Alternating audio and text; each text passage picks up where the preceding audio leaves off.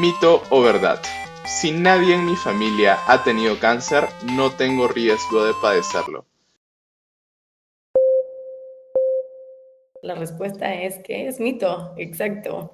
Si juntamos los factores ambientales que nos acerquen a tener más mutaciones y tenemos una predisposición genética para esto, se desarrolla el cáncer. Y no conocemos esta predisposición genética que confiere la información de nuestra familia hasta que una persona lo presenta. Entonces podemos tener esos casos donde está el primero en esa familia y a partir de ahí, entonces podemos deducir que hay cierta combinación de factores ambientales más los genéticos que hace que se presente en esa familia, pero pues siempre tiene que haber pues, el primer caso, ¿no? Pasemos al siguiente enunciado. Mito o verdad. Si heredo una mutación genética, seguro desarrollaré cáncer. Mito. Y esto es una gran noticia, porque el tener la información y tener un estudio molecular que nos diga que hay un gen que da la predisposición, pero no es o sea, no es una sentencia de muerte, que eso es a mí algo que me da mucha tranquilidad y siempre que encontramos un gen que nos puede explicar por qué esta persona está viviendo cáncer, nos da mucha esperanza porque nos dice cuál es la probabilidad de tenerlo, pero no el 100% es igual a cáncer, ¿no? Entonces, voy a ponerles un ejemplo que creo que es el gen más famoso, gracias a Angelina Jolie, porque ha invertido mucho dinero en la investigación de estos genes, BRCA1 y BRCA2, que son genes que están implicados en el cáncer de mama y ovario hereditario, te da un porcentaje de riesgo, ¿no? 70 u 80% de riesgo de desarrollar cáncer de mama. Eso quiere decir que si agarramos a 100 personas que son portadores o que tienen en su información genética esta mutación, solo 70 u 80 personas van a desarrollar cáncer. Tenemos 20 que no, si queremos ver el vaso medio lleno, ¿verdad? 20 personas que no van a desarrollarlo. ¿Por qué? Porque hay otros factores ambientales que nos ayudan a que no lo generen. Entonces, si encontramos en un estudio molecular este resultado, podemos apalancarnos de esa información para intentar modificar los factores ambientales, que ahorita es lo único que podemos modificar, para que no se presente el cáncer. Pero no quiere decir que si tú tienes una mutación, a fuerza vas a presentarlo, porque solo te confiere una predisposición, como un riesgo, pero no es una sentencia. Vamos entonces con el siguiente enunciado. Mito o verdad. ¿Existen genes asociados a un mayor riesgo de cáncer?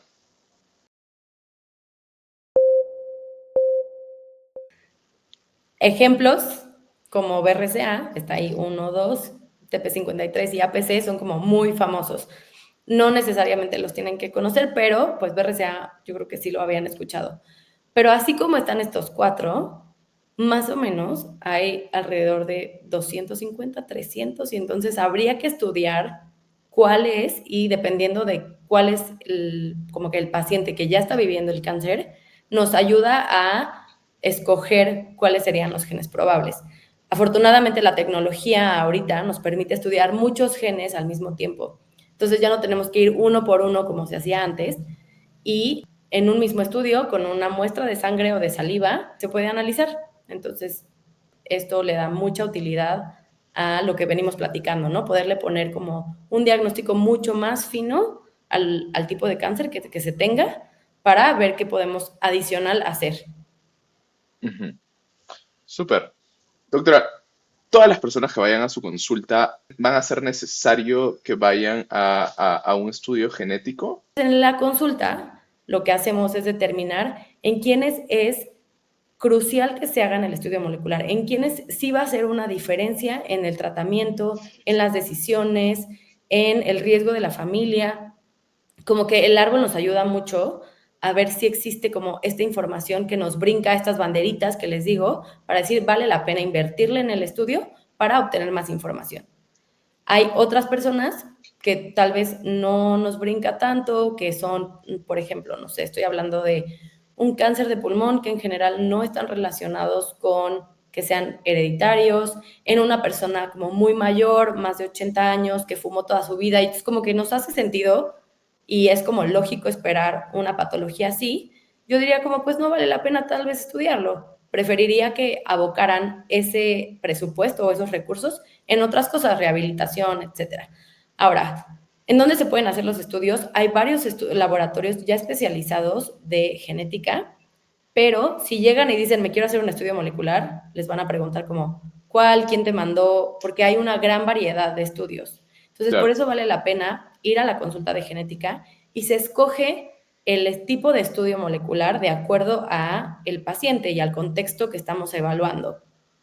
Ujú. Más o menos los costos de estos estudios van entre 12,000 y 18,000 pesos. Sí, Ok, y el costo depende del tipo de estudio que se pida y del laboratorio, ¿no? En México hasta hace pocos años todo se tenía que mandar al extranjero porque no había laboratorios que lo hicieran en México.